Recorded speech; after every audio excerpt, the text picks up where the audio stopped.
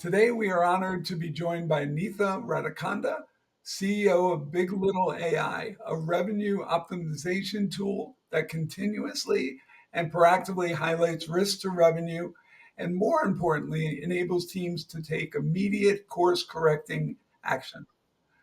Today's conversation we will be covering three main areas: revenue leaks and process inefficiencies, emerging technologies that provide foresight into your go to market process, and the overall evolving RevOps landscape. Neetha, I'm so excited to have you here.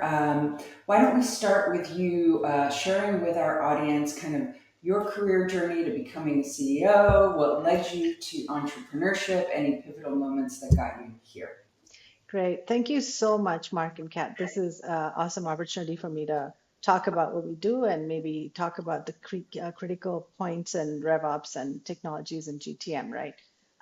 So I started off as an engineer. So my background is an engineering background. I pretty much stayed in engineering leadership roles most of my career.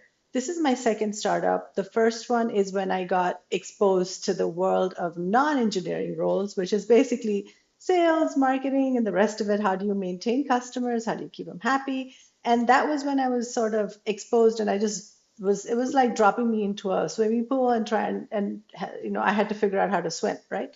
That was my background. And while I was looking at some of the business process transformation problems, that's when we got into figuring out that this is a huge problem, and that's how Big Little was born.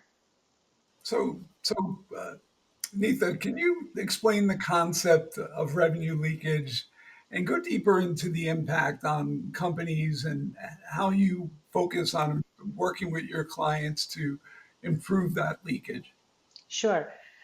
So, Mark, like I was saying before, business process transformation was what I was working on. And we realized very quickly that there's a giant paradox right here. The fact that your revenue generating processes are the most critical for a business and usually the most expensive, but they're the least efficient, right? And these inefficiencies actually cause leakages. Now, leakage is a term that maybe we could use, or we could use a term called risk. But essentially, what you're trying to say is there are things in your revenue process that are not going the way that they should, and you're leaving money on the table, right? These inefficiencies in processes are causing those lack of a better word, leakages, right? You're leaving money on the table. The business processes that are actually generating revenue, there's a lot of inefficiencies in them. For example, of inefficiencies, delays, lack of prioritization, lack of data flowing between the different functions, bad process, bad data, all of these things together cause these inefficiencies, right? Delays is one of the most rampant kind of inefficiency that exists in these revenue generating processes. Now, what typically happens in a business right now is these functions of marketing, sales, CS are very siloed. The data is siloed, the functions are siloed.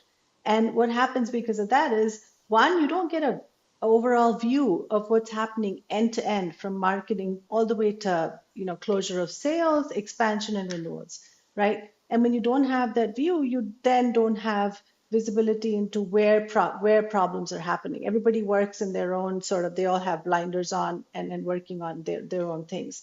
That's pretty much the biggest challenge of making your revenue generating process more efficient. Neetha, maybe you can give our audience kind of some specific examples around where they might see this revenue leakage. Maybe it's within lead conversion or retention. Just something specific that we can better understand. Sure. Let's just take marketing and sales. There's a statistic that there's trillions of dollars being wasted, just wastage or leakage in marketing and sales alone, right? Just take just those two for new business. Typically, what happens with marketing is they look at an account and they start list out the stakeholders and they start marketing to them, nurture them, educate them, and so on and so forth. Then you have the sales process where they take whoever the MQLs or SQLs, which have shown some kind of positive intent, moved on, and then they move on to a sales process, right? But the critical thing here is your customer journey is not horizontal the way that you look at it. It's not marketing does it and then you're done and then sales moves on, right? There has to be a collaboration between the two. The data has to, what's happening with the customer journey has to move on to the sales, and salespeople have to know who's interacting with marketing materials or who's attending a webinar or any of that stuff. Now that's completely broken. So when marketing targets, say, a set of stakeholders in an account, and when that moves on to sales, the continuous propagation of how these stakeholders are interacting or how they've interacted before is sort of lost. That's a huge, huge gap between the two functions right now. Another very good one, right, is that unnurtured leads get sent to sales, right? And sometimes salespeople who are really expensive resources in a company work on these unnurtured leads, figure out that, oh no, these guys are not ready to buy the product, or they're not educated enough, and they get sent back to marketing for more nurturing. The flip side of that is, marketing sends really good, high quality leads, but obviously sales team doesn't work on it sometimes fast enough. The marketing sales disconnect is the most prominent and the most common set of inefficiencies that we see across every single company we've talked to right now. And what you need for this to be fixed is essentially a collaborative approach between these two functions. And everybody's been talking about this for years, right? But the point is there's a lot of information in the data itself that you can leverage to help that make the alignment better, right? Imagine, like I said, customer journey is never sequential. It's very messy. It's you always have touch points. It's not a stage marketing the way it's written out in most books. It's like marketing in the beginning, sales in the middle, and then it's not that nicely laid out. So it's really messy. So when you look at it, customer could interact with your assets anytime during the customer journey. But once they do interact, who gets that signal? Who's working on that? That's a very, very simple thing, right? I mean, those are the things that really cause inefficiencies, because you're not looking at it from the perspective of customer journey versus you're looking at it as your internal process. Now, when your customer journey aligns really well with your internal process is when you have that magic happen where, everything works really well. So, Neetha, can I take you a little deeper into this? Because as a strategy consultant, I see two pretty amazing things that you focus on. When we look at the leakage side, to me, that's kind of the tactical side of the equation, and there's quick hits and there's quick ROIs with what you do there. But I'm also seeing the general, like, strategic side of this, of just how do you get better across your entire RevOps, your entire funnel. Can you tell me or elaborate a little bit more on, like, do you look at it in those two areas, and then how do you focus on the more short term tactical versus the longer term process improvement capabilities as well? Right. So if you break up the, I'm talking about a function of RevOps here, but typically in go-to-market, if you break it up into two parts, one is a strategic planning and go-to-market and just strategy and planning part of it. Second is the tactical execution that you do on a day-to-day basis, right? We're more focusing. If you look at, we're more focusing on the tactical part right now. The vision is really to get into the strategic and the planning part later. But right now, let's look at what's going on day to day. How can we take a look at what's happening with go-to-market processes, and where are those inefficiencies or wastages or risks to your revenue, right? And highlight those, because those, when you look at it from the perspective of the business, my go-to-market process is my internal process. These are my people working on these processes. It's something that you have complete control over. You should be able to go fix it and fix it properly so that you don't leave money on the table. Every single inefficiency, every single risk that we identify results in a loss of revenue if you don't act on it, right? Now, those and whatever is the reason and the cause for it is if it is your internal business processes, internal revenue generating process, then it's a very low hanging fruit for businesses to actually go handle it. So we're looking at the very tactical, day to day, month to month, week to week sort of execution right now. Neetha, when you think about the users of your system and granting them this visibility into the leak, like seeing where the leaks are, who and how are these leaks getting resolved? Like, is RevOps taking that information and sharing it with maybe a CRO or the CMO, or are they going ahead and resolving it? How does that process work? Yeah, that's the whole the way these teams function is pretty complex in businesses, right? So what?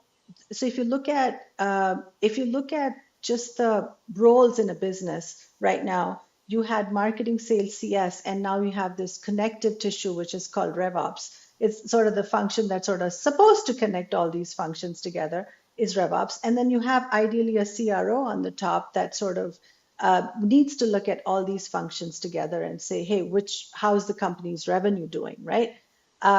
So for us, somebody who's interested in improving this connective tissue, is improving this connective role, is the person that would be ideal to be able to handle these revenue leaks or end-to-end risks to revenue, right? So ideally, it would be the CRO. If the CRO doesn't exist, it's usually the CEO or a COO that's interested in solving this problem because it's the end-to-end process that's impacting revenue, right? And now, if there's a CRO and there's a RevOps is the primary role, a user of the product that we sell. But also, they are the ones that are charted with safeguarding your revenue targets or getting to your revenue targets, right? They are the ones who have supposed to have the end-to-end visibility. So I think RevOps in that way is a very critical role. It's that connective sort of role between these functions. Great, Neetha. So, what at the highest level, what do you see as the emerging technologies that you believe will have the biggest impact on RevOps in the next few years? And then, if we can also weave into that the whole focus on AI, these large language models that you're working with and neural nets and everything else, how does that come into your view of where the market goes from here as well? Yeah, Mark, so there's been a dramatic transformation of how people sell and how people buy in the last few years.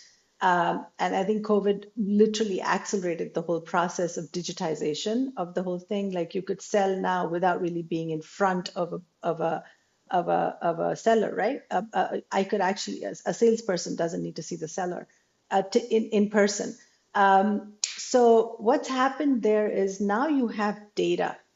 You have data in volumes. I mean, literally so much data pouring in, right? So the first thing that happened is being able to generate and get that data is the key thing that happened. If you see how the technology is sort of transforming. The second thing is the ability to analyze that data and be able to find insights where you can then execute based on those insights, right? Now that I don't think everybody's doing really well yet. They're still very much not using a large, if you look at some of the reports that Salesforce put out, there's huge percentage of data just not being used in enterprises, right? Enterprises and businesses right now. So the next thing would be leveraging that data analytics, just analytics. You don't even need to pull in AI at that point, right? Just the analytics part. Then you bring in the AI ML models that are driving predictions, scoring, all of these things, leverage the data that you have and historical data and decide, hey, hey, what is going to be the ETA of closure for this opportunity? Or is this opportunity even worth pursuing? Lead scoring or whatever, all of customer account scoring, all of these things come in as you use ML models, right? ML AI, predictive, prescriptive intelligence coming in. Now, with large language models, you can actually leverage structured, unstructured, all kinds of data that's there in the enterprise, in the format of documents, emails, conversations, voice conversation. I mean, imagine the whole thing that you can bring the whole thing in, and being able to leverage that very easily to pull in insights, real time insights, right? For a CRO, for anybody. And then you take that forward. Okay, you know what? That's pretty much being able to leverage the data to get insights. You're still doing sort of a read-only kind of actions where you're getting the information. Now take it forward where you have an agent that can actually do a lot of the grunt work, the tasks that get done on a daily basis, which are non-interesting, which are non-strategic. Now imagine the agent then takes those things and gets those things done. I mean, I'm so excited with this whole technology evolution. I think there's a huge amount of scope in this whole space to just transform how go-to-market really works right now. Yeah, I think that most companies are really comfortable with the data that sits in their CRM and pulling and extracting and transforming that. But I think the new way of doing things is really leveraging the data that sits in all the systems, whether it's your product, like your Yep. usage data from your clients, your marketing systems, and bringing that data together to have that more holistic customer journey. Mhm. And it's complicated. It's not easy to do, but I am No. seeing quite a few technologies coming out on the market, and even your own, that are supporting smaller B2B enterprises with bringing this data into one location. Mhm. Right. It almost seems to me that we're moving from the art of sales to the art of revenue generation to the science of revenue generation, and then kind of back to the art again. And what I mean by that is what's amazing about a neural network and a large language model is there's an artistic component of what those levels of intelligence can do, which is very different than just ML. Very different than what we were able to do 3 years ago, 5 years ago, 7 years ago with machine learning.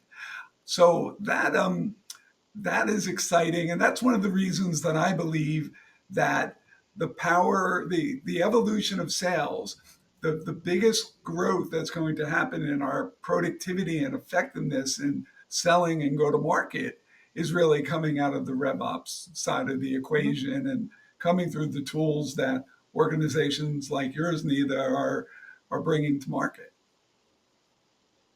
Agree, Mark. I think it's all about, to your point about science versus art. I think at the end of it, it's still a human being talking to another human being. So you still need that connection. You can't automate everything. There's nuances there in human communication connection that AI will not be able to decipher. So I think it's about leveraging the data and leveraging the technology that you have to do much better at connecting with others and being able to make your point across. That's what I think it is. Yeah, it's for sure a balance between the two. So I'm always thinking about how RevOps is advancing, and I've seen so many changes just in the last few years in terms of the role that RevOps is playing within organizations. You kind of talked about this earlier. We used to see the customer journey as a very siloed marketing. Marketing owns this, sales owns the middle part, customer success owns the latter stages, and we're really seeing the interconnectedness of all of this. And of course, RevOps and the rise of RevOps professionals is all about bringing those silos together. So if we look into the future, how do you see, like we're at the beginning of this journey, how do you see RevOps evolving in the next 5 to 10 years? Yeah, great question, Kat. And I think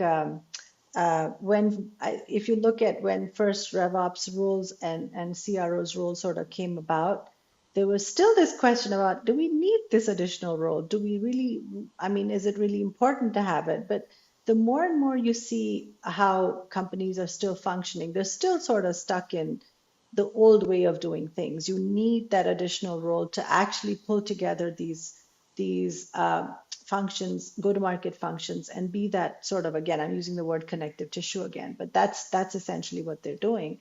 But I'd love to see RevOps actually um, do that, being that connective role much better. Um, when I talk to a lot of RevOps people, unfortunately, either they're sort of looked at as system administrators of the tech stack. That's one role. Second is furnishers of reports or analytics, setting up of dashboards. These things have become commoditized. There's tools that actually this is grunt work. This is not something human beings will be interested in doing on an ongoing basis, and especially intelligent folks that are super good at analyzing data. They shouldn't be doing this kind of work, right? So I'd like to see RevOps sort of get better than just doing the grunt work that they're doing right now and be more strategic. And I think you see a lot of discussion on this, that RevOps needs to have a seat at the table where you have go-to-market discussions happening, where there's strategy planning happening, because essentially they're the ones that see the whole picture. If you're not going to bring them into the discussion, you're missing a huge part of the insights that they're able to see that you're not able to see as a leader. So I'd love to see that happen. And also, I think one of the most important thing is enabling them to leverage the data that's there. It's not their job to go and say, pull spreadsheets from here and spreadsheets from there. And the fact that they have so many point solutions in go-to-market makes it worse. You have, and everybody's looking at it in their own siloed way, right? So they shouldn't be the ones to go and pull spreadsheets here, put it together. And, that's again, grunt work. So they have to get beyond the grunt work on the tactical work and get to the point of saying, hey, I noticed this happening, and therefore we should do this. And Neetha, I maybe because I get to work with some of the most successful RevOps leaders, the most successful revenue operators like Katerina, very often in my day-to-day business.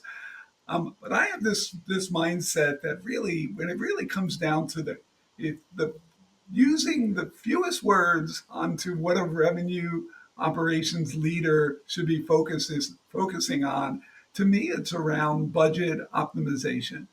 When it really comes down to it, if you have a revenue operations leader who is working the strategic side of the budget that you have and is that hip to hip partner with the CRO and the CMO to be able to figure out what are the best ways to leverage the investments you're going to make in your go to market.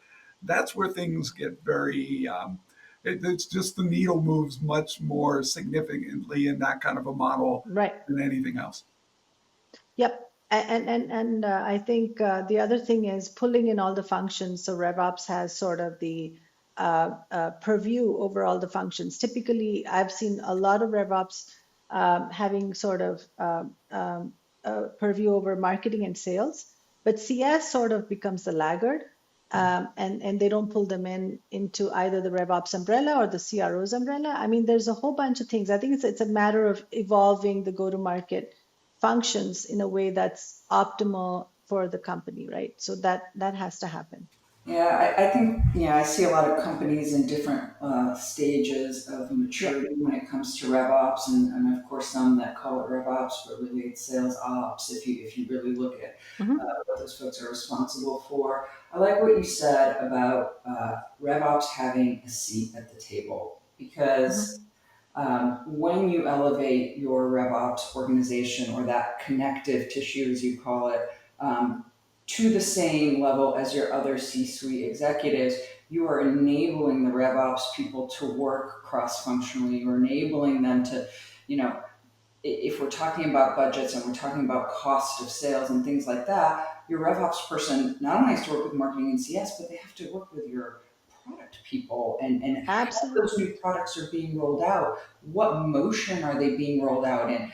Is it an enterprise sales motion? What is the Yep. go to market motion? Is it PLG? And there are costs and trade offs associated with all of this. And so if we start thinking about efficiency metrics, metrics around margin and things like that, that I see the future of RevOps really going beyond just the go-to-market and into other Hmm. parts of the organization, and then that kind of connective web is increasing even further out. So 100% agree with you. I think any function that sort of influences revenue or touches revenue in some way or the other, I think has to have some connection to RevOps, right? Because otherwise, again, you all working in silos. So how do you get past that? So So let's continue on with a little bit deeper dive into what's next. So from what you're seeing, Neetha, in the market, it's where's where does this all go next? What is technology like the technology you built at Big Little AI? Where can this go in the next 5 years, 10 years? yeah, I think one couple of signals that show you that RevOps role is increasing in importance is that you've seen the reports on RevOps being the fastest growing job in the US and so on and so forth. So those are good indicators, and you have also many more CROs being hired, and I think. Unfortunately, I mean, hard for me to say, but current market conditions are actually making people take notice of making their go to market more efficient, right? They actually have to make their go to market more efficient. It's not just about spending without growth at all costs, right? So all these things are signals towards making RevOps a stronger role. But like I said, I think it's about leveraging all the technology that's available to empower them to make more strategic decisions rather than limiting them to doing a lot of the tactical work that they do right now. Um, as the vision really is, how can you get to a point of getting to real time decision making very quickly, and also enabling very good strategic decisions quickly, right? And you can do that right now with the technology that you have, whether it is on demand BI, or they call it generative BI, or you could have agents running and doing a lot of the tactical work. For example, very simple example, your data hygiene, maintaining that, improving that is can actually be done by an agent, AI agent, just constantly working on that, right? These are the things that I think will improve go to market.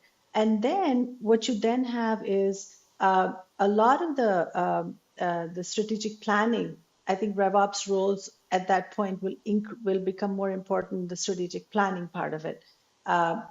Which products do I need to release where? Which territories are doing better? How do I allocate territories, or all of those things coming into picture. I think those are the kind of roles that RevOps will take on more and more. And like Kat was mentioning, hey, bring in information from, hey, which product is being released, and how do you want to release it? What's the right motion for this go to market motion? I think those are the things that really need to be planned well. yeah, and you touch on data hygiene, so I had to say something. I mean, data hygiene is an issue that Yep. every organization struggles with, Yes. just period. And it creates a lot of distrust in data and reporting. So I think, you know, it's highly valuable, but it's also kind of an invaluable, it's not a value added task. So automating these things and automating the tactical of updating the right data, updating your Mhm. CRM with contact information, activity, and all of that, automating it, you're really allowing the players at the go to market process to focus on true value added. And that Mhm. is the customer interaction, the Mhm. conversations that happen, and all of that. So, Neetha, thank you so much for your time with us. If you have a couple more moments, we would love to do a quick round of rapid fire questions for you. Absolutely. Yeah, So, no, we can't let Neetha go yet. No way. Thank you for taking a couple extra minutes with us, and this has been great. Okay, so yeah, we do a little rapid fire here on Selling the Cloud podcast. So, what was the first product or service you ever worked on from a selling support standpoint, a revenue ops standpoint as well?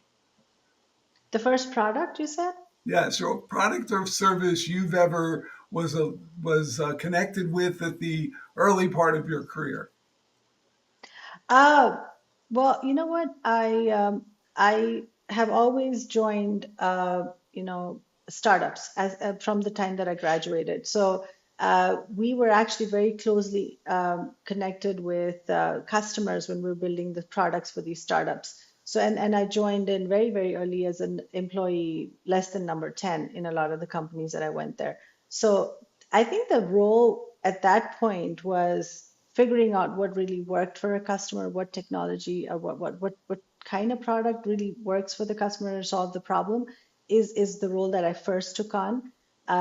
In Initially, it was an engineering role. I was an engineering developer, but then I was also working with the customers there. I think that sort of gives you a different dimension to what you're building, right?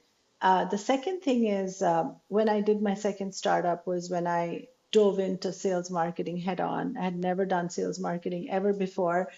Very challenging. You have to use different parts of your brain. It's not, it's very different from engineering. I think even to this day, I think figuring out how go to market works or what are the best ways to take my product to market, what are the things that you need to do, those are the things that actually, for me, are the most, I'd say, challenging at this point. Yeah. Great. So So. as you move from engineer to CEO, who is your favorite CEO to follow? So you know what? I was looking at how Satya Nadella came into Microsoft and changed the whole company culture. I think when you that is super difficult to do, especially the size of an organization like Microsoft. It's a huge ship. Maneuvering that ship and taking it in the direction that you want to is exceedingly difficult. Not many people have done that right. So I really look at him and say, hey, what are the things that he did at that really high level for that really big ship to make it turn and go the right way? That's one. Startup founders, I have a community of startup founders that I rely on through Pavilion, and also there's another community that I am a part of. I learn from each one of these people every day because they're doing things differently, and each one has their own strengths. So we have this community that we sort of rely on and brainstorm and get ideas from. I think that those are invaluable for me. Yeah, those are the CEOs that I actually look up to. good segue for us on that. I know we talked a lot about different technologies today, and I'm always looking for the latest and greatest tools. So maybe you can give us an example of a tool or an application that you're using right now, that you want to share with us. Yeah, so for me right now, personalization, email personalization at scale is something that we're working on. So we're working with a company that has a tool. It's not a very well-known company, but they have a tool that I can personalize emails at scale, and they have generative AI plugged into it. So based on a whole bunch of data, like the LinkedIn profile, maybe the internet, that does a quick search on the internet for that company, and the rest of the stuff that we put together in terms of parameters, it fills in the email quickly and just sends it out. So for me, that's hugely valuable. Earlier, I would spend a few minutes just doing the research and coming back and writing up the email. But now it's like it's much faster. So that's something that is really, really helping me out with Right. the personalization. So you mentioned earlier that you get a lot of inspiration from working with other CEOs and entrepreneurs in your network. If you were to give some advice to our audience, or give yourself, your 21-year-old self, some advice, what would that advice be? Kat, I think I totally underestimated or undervalued connecting to people, actually forming authentic connections. I was sort of this person who was zoned in on, oh, I gotta study this, I gotta do well at this course, I gotta figure this, I gotta get good grades or whatever. But all through undergrad and my master's, I think if somebody had told me build build, I wouldn't say network, build connections, build a community of people that you can actually talk to, rely on early on, that would have been immense value for me, because I was very much into like, oh, let me do this right, let me figure this out all by myself, and sort of I think human connections, building those authentic connections are super important, very, very important.